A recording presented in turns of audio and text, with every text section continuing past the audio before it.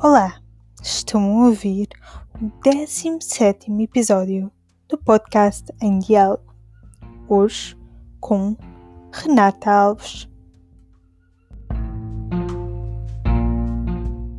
Olá, bem-vindos ao podcast Em Diálogo. Hoje temos connosco Renata Alves, a diretora-geral da Comunidade Vida e Paz. Olá Renata, bem-vinda, como está? Olá Mariana, estou bem, obrigada. Renata, muito obrigada por estar aqui connosco. Queria começar por lhe perguntar o que é a Comunidade Vida e Paz e quais são as atividades que desenvolve.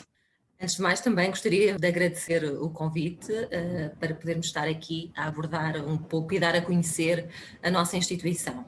Portanto, a Comunidade Vida e Paz é uma instituição particular de solidariedade social, criada em 1989, cuja a sua ação, portanto, é inspirada e orientada pela doutrina social da Igreja e tem como missão ir ao encontro das pessoas em situação de sem-abrigo e em situação de vulnerabilidade social e ajudar a recuperar a sua dignidade e ajudar a reconstruir a sua vida através de um projeto integrado que pode passar por reabilitação, encaminhamento e reinserção social. Portanto, esta é a Comunidade Vida e Paz.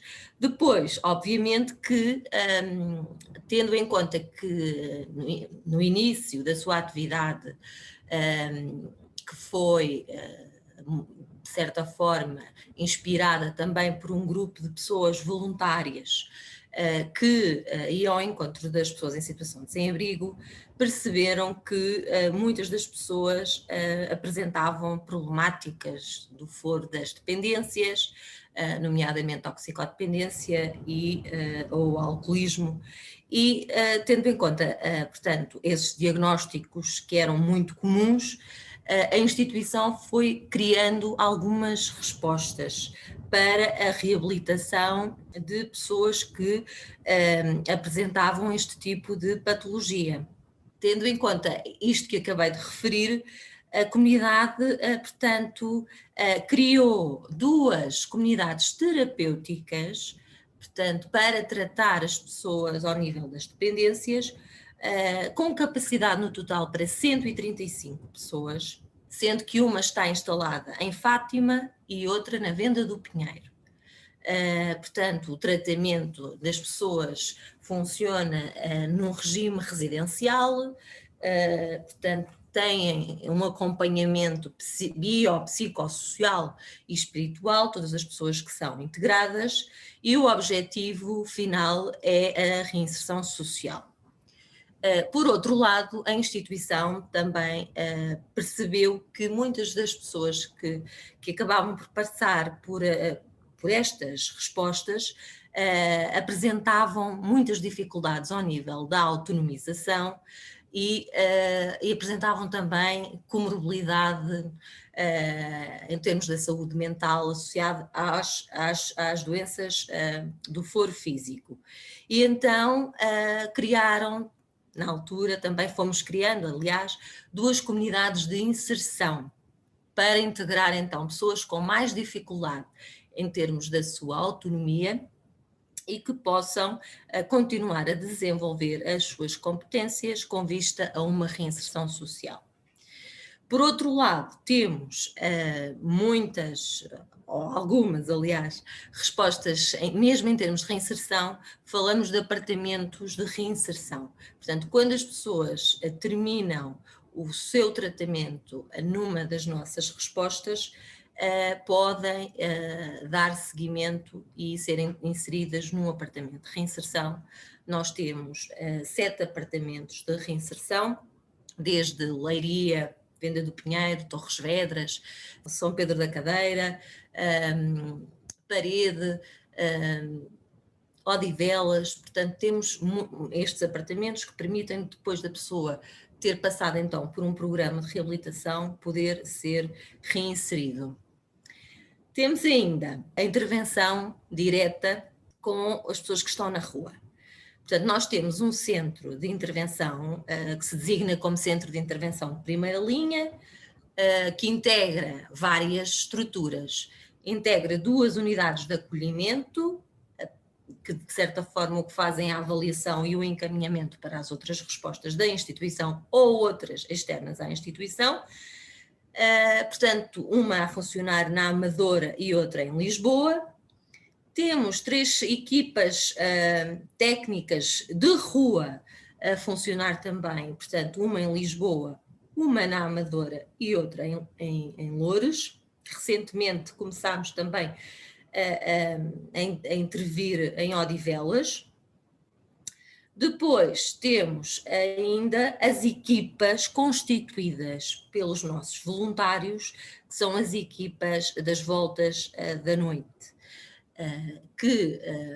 portanto, nós temos cerca de 600 voluntários que são distribuídos todos os dias por 4 equipas de rua cuja intervenção passa por conseguirem estabelecer uma relação com as pessoas de proximidade, com vista a estabelecer confiança para que as pessoas possam sentir motivação para mudar de vida.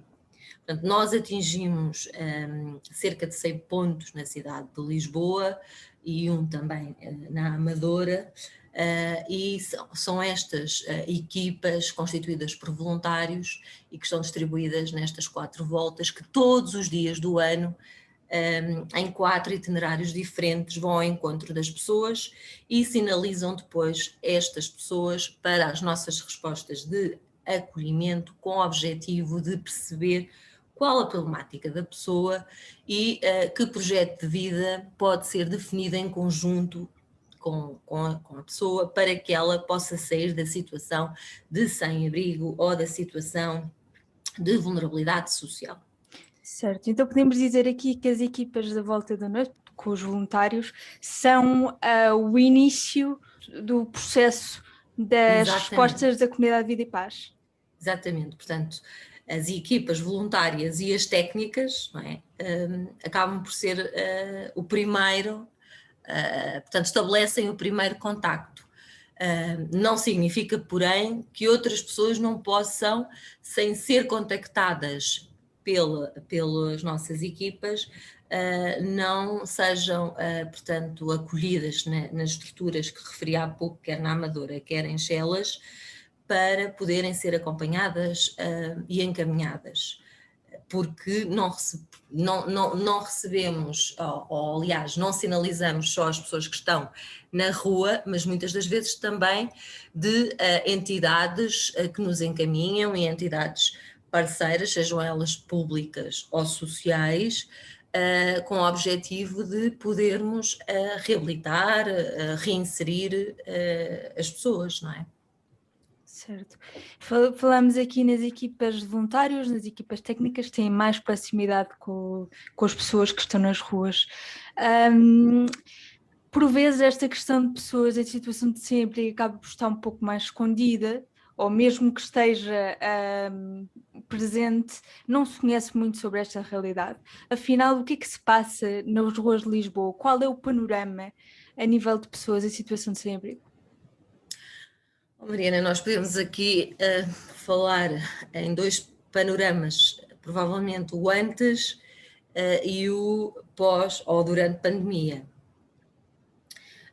Penso que é importante também referir isto, ou seja, nós antes da pandemia encontrávamos ou apoiávamos cerca de 400 a 420 pessoas em situação de sem-abrigo. Obviamente que muitas em locais que são inimagináveis e que acabam por estar numa situação mesmo de grande pobreza do ponto de vista da sua dignidade, portanto são locais mesmo chocantes, por assim dizer. E, de facto, essas pessoas, muitas das vezes, se não formos ao encontro, elas não vêm até nós. E antes da pandemia, portanto, já existiam muitas pessoas nesses locais. No entanto, quando surgiu a pandemia, e tendo em conta que foi pedido às pessoas que ficassem em casa, às pessoas, a qualquer cidadão, não é? Com o confinamento, o que acabou por acontecer é que percebemos ainda mais que essas pessoas que estavam na rua mais dificuldade tinham para chegar até uma refeição, até aos bens de primeira necessidade. E tendo em conta que as instituições que têm intervenção na rua, muitas delas, tal como nós, acabam por funcionar com o apoio de voluntários, nessa altura a maior parte das instituições deixou de estar a ter intervenção na rua. Felizmente nós conseguimos manter em menor número, como é evidente, os voluntários, mas conseguimos manter a nossa intervenção. E começámos a assistir aqui a uma alteração de paradigma, não é? Do ponto de vista até do perfil das pessoas que estavam na rua. Porque começámos a perceber que também não seriam só pessoas em situação de sem-abrigo, mas muitas pessoas em situação de vulnerabilidade, que começaram a ficar desempregadas, muitos imigrantes que procuraram o nosso país e que depois também se viram impedidos de trabalhar e que ficaram numa situação de grande carência e grande pobreza, e também pessoas mais jovens. Houve um momento que os reclusos, alguns, portanto, saíram, foram libertados das cadeias e acabaram muitos por ir parar à rua. E, portanto, houve aqui uma alteração de perfil e começámos a perceber que tínhamos aqui uma população altamente heterogénea e com um aumento bastante significativo. Na rua, e voltando aqui um pouco à sua questão, nós temos pessoas que nos apresentam imensas necessidades e problemáticas. Falamos de pessoas que, como disse há pouco, têm patologia na área das adições, portanto problemas com toxicodependência e alcoolismo, também muitas pessoas a apresentarem problemas na área da saúde mental.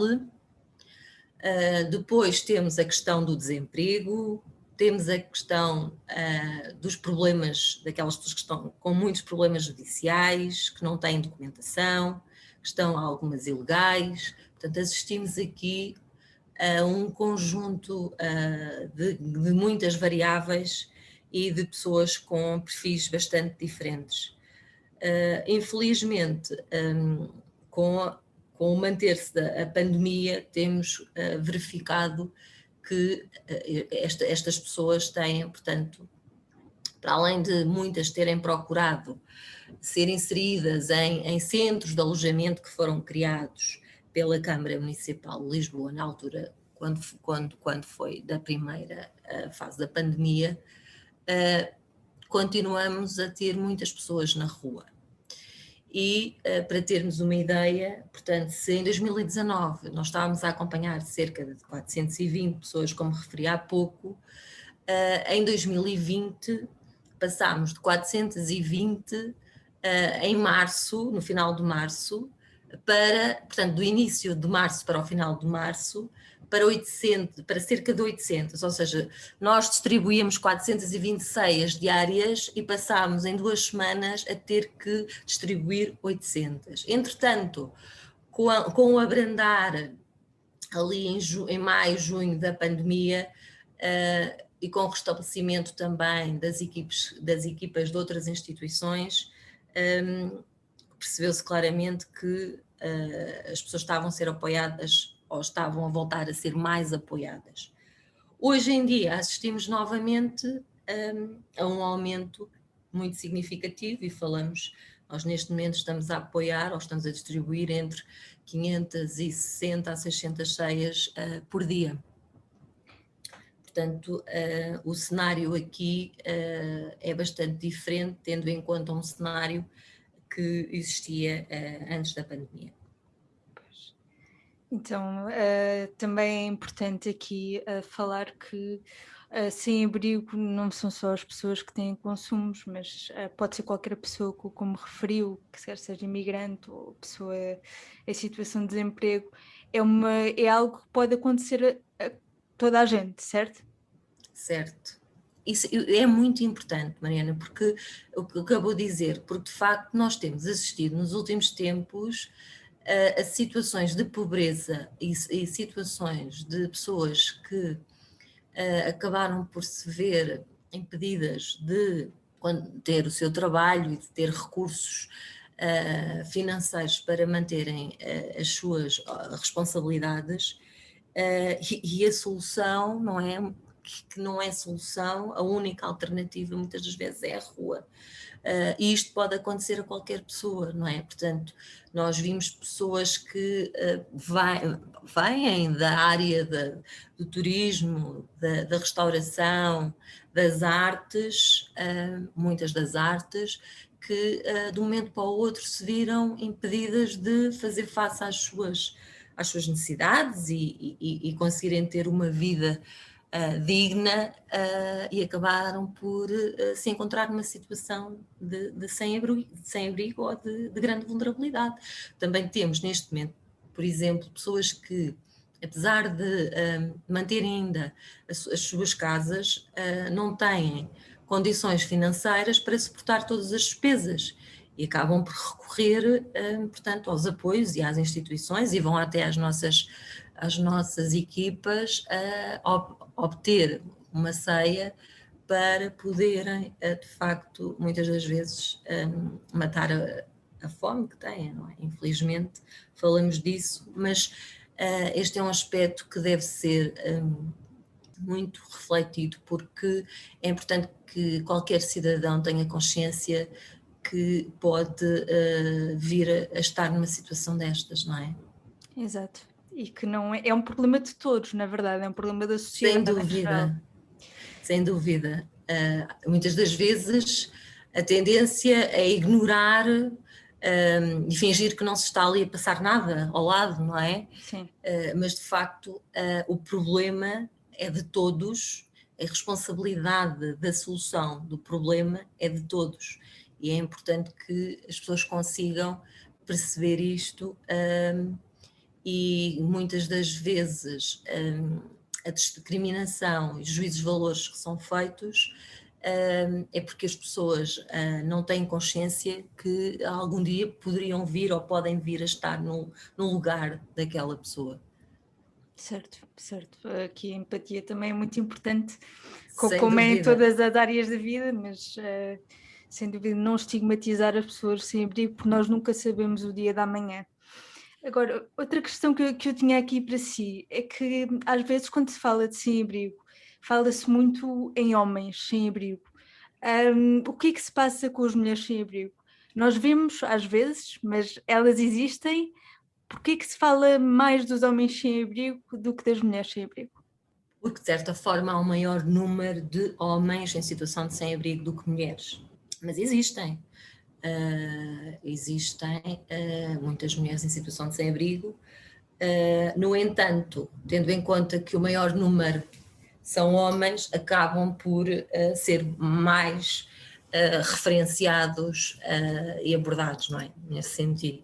Aqui há bocado falou nas respostas das comunidades terapêuticas e comunidades de inserção também. Como é que é o panorama atualmente com a pandemia? As pessoas continuam a ser identificadas e posteriormente, se aplicável, encaminhadas para estas comunidades, ou o panorama mudou um bocadinho agora com a pandemia? Uma questão que tem estado a ser um grande desafio para as comunidades terapêuticas. Porquê? Porque muitas das equipas de tratamento e das respostas públicas, que são quem encaminham as pessoas para a comunidade terapêutica, ficaram muitas delas em teletrabalho, e muitas das respostas, nomeadamente as unidades de desabituação, encerraram porque não estavam preparadas para poder fazer desabituação com várias pessoas, respeitando todas as orientações da DGS, não é? No que diz respeito às questões de segurança e de saúde. E o que é que aconteceu? Aconteceu que as comunidades começaram a ver as suas taxas de ocupação a diminuírem, bastante, mas continuavam a existir muitos pedidos, porque se pensarmos que também com a pandemia houve um aumento de consumos, houve um aumento de recisivas, as pessoas continuavam a necessitar e a sofrer bastante por terem que esperar largo tempo para conseguirem ser integradas em comunidade terapêutica. E, portanto, isto tem sido, desde o ano passado, que temos assistido a esta realidade, e neste momento as comunidades terapêuticas, de uma forma geral, estão com grandes dificuldades, exatamente por isto, e porque também não veem as suas comparticipações, tendo em conta a convenção assinada com o Ministério da Saúde, atualizadas desde 2008. E, de facto, há aqui uma grande lacuna, porque uma comunidade terapêutica que tem uma equipa multidisciplinar, com técnicos das diferentes áreas, desde a psicologia, a serviço social, a enfermagem, medicina clínica geral, médico psiquiatra, e que, portanto, tem este corpo técnico que tem que manter, quer para uma comunidade que esteja com a sua capacidade, portanto, completa, não é? Por assim dizer. Sim. Ou se pensarmos que está com taxas de ocupação a 50%. Portanto, e aqui em termos de sustentabilidade para as comunidades terapêuticas, foi de facto, e está a ser muito difícil, porque depois também houve um período em que não puderam existir admissões, exatamente por aquilo que referi há pouco e no início da pandemia, e as pessoas também que lá estavam a ser tratadas, algumas foram saindo, não é? E outras também acabavam por se ver privadas de concluir o seu projeto de vida, que passa pela reinserção social. E, portanto, isto tem sido muito difícil para as comunidades terapêuticas. Considera que com esta situação que acabou de expor, com a pandemia, que há mais reincidência, assim, por assim dizer, ou seja, que pessoas eventualmente com consumos voltam a consumir por causa desta situação? Sim, sim. O desespero, não é? O cansaço, a fadiga, resultantes da pandemia, dos confinamentos, dos conflitos, às vezes os conflitos familiares, da dificuldade em gerir situações mais ansiogénicas, de maior indefinição e incerteza. Sabemos que existem pessoas que têm grandes fragilidades no que diz respeito a esta gestão emocional e que depois acabam por recair no álcool, e ou noutras substâncias, e muito também começam a adquirir comportamentos que até então provavelmente não tinham, não é? Nomeadamente a questão do jogo também tem sido um problema que tem estado evidente nos últimos tempos, e é preocupante, não é? Para não falar da saúde mental, que assistimos aqui a um agravamento muito significativo. E há pouco eu dizia, não é?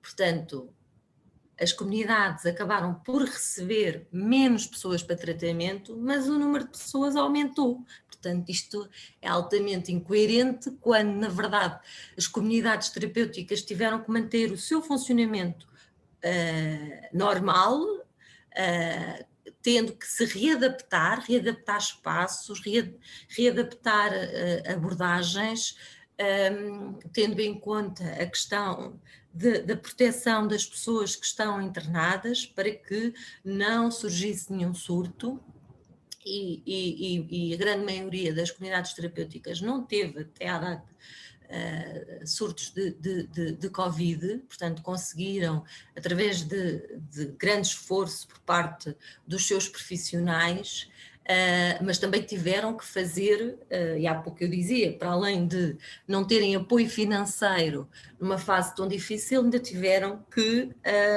mais despesas porque tiveram que adquirir equipamentos eletrónicos, nomeadamente, e refiro-me, por exemplo, às comunidades da comunidade Vida e Paz, que tiveram que adquirir mais computadores, tablets, para que os utentes pudessem manter contacto com os técnicos, com familiares, que pudessem ser acompanhados, que pudessem frequentar as reuniões de Narcóticos Anónimos ou Alcoólicos Anónimos à distância. Portanto, houve aqui necessidade de uma grande reestruturação nos equipamentos e nas instalações e, em termos de apoio, não houve, não é? Em termos de apoio por parte do Estado, não existiu. E assistimos a muitas pessoas em grande sofrimento a quererem entrar para a comunidade terapêutica porque não conseguem, portanto, deixar os consumos e depois acabam por ser travadas com estes procedimentos todos e com estas questões muitas das vezes burocráticas. Não é? Sim. Aqui, quando falamos em pessoas em situação de sem-abrigo ou pessoas que estão internadas com historial de consumos, onde é que estas pessoas estão no plano de vacinação da Covid-19? Outra questão muito importante, e se calhar esperávamos aqui, portanto, no que diz respeito às pessoas em situação de sem-abrigo, finalmente começamos a ter notícias mais satisfatórias, porque houve agora uma alteração naquilo que estava previsto em termos do Plano Nacional de Vacinação e já estão a ser recolhidas os nomes e estão a ser feitas as inscrições das pessoas que estão em situação de sem-abrigo e que pretendem ser vacinadas para que o mais rápido possível se possa iniciar esta vacinação nas pessoas que estão em situação de sem-abrigo. Por outro lado, as que se encontram em comunidades terapêuticas, há aqui uma grande falta de coordenação, porque temos instituições que foram contactadas pelos centros de saúde da sua área local e que foram equiparados a lares e foram vacinados os técnicos e os utentes, e outras, a grande maioria, continuam à espera de serem vacinados. Portanto, também aqui existe, como nós temos referido, as comunidades terapêuticas têm sido consideradas como um parente pobre aqui da intervenção e fazem um trabalho notável, não é? Sim. E de facto não têm sido consideradas como deveriam. Então, face a estas problemáticas que nós discutimos, o que é que cada um de nós, enquanto membro da sociedade, pode fazer para promover a dignidade humana? Passa exatamente por ajudar e garantir que os direitos das pessoas sejam respeitados, não é? E que sejam parte integrante da solução, que era aquilo que dizíamos há pouco. Não podemos fingir que estão a surgir situações de desigualdade cada vez maiores e ao aumento do número de pessoas em situação de sem-abrigo. Temos que ser agentes ativos, perceber que todas as pessoas têm direitos e ajudar as pessoas a defender os seus direitos, a lutarem pelos seus direitos, desde o terem direito acesso a uma habitação, acesso a um trabalho, acesso a cuidados de saúde, acesso a outros serviços, não é? E é importante que as pessoas em situação de sem-abrigo sintam a compreensão e o apoio de todos os outros cidadãos e que sejam ajudados nesse sentido, que sejam encaminhados, que sejam ajudados na construção e no desenvolvimento de competências, que não sejam marginalizados, como dizíamos há pouco, que tenham oportunidades de trabalho e que não sejam rejeitados logo porque estão numa situação de sem-abrigo ou porque foram pessoas que tiveram problemas com drogas e por isso não são vistas como cidadãos comuns. Sim, no fundo é ver as pessoas como pessoas, o que às vezes, por mais estranho que pareça, é difícil por causa dos estigmas e dos preconceitos que cada um tem, mas é um esforço, na minha opinião, que devemos fazer enquanto sociedade, a olhar para toda a gente como pessoas, humanos, e promover, pelo menos, essa dignidade às pessoas. Agora, passando aqui à comunidade de Vida e Paz, como é que os nossos ouvintes podem ajudar, saber mais sobre a comunidade de Vida e Paz e sobre também as suas iniciativas? Podem saber através das nossas redes sociais, do Facebook, Instagram, podem ir ao nosso site, nós vamos lançando as nossas campanhas, as atividades que vão acontecendo nas diversas respostas, portanto vamos também dinamizando ações,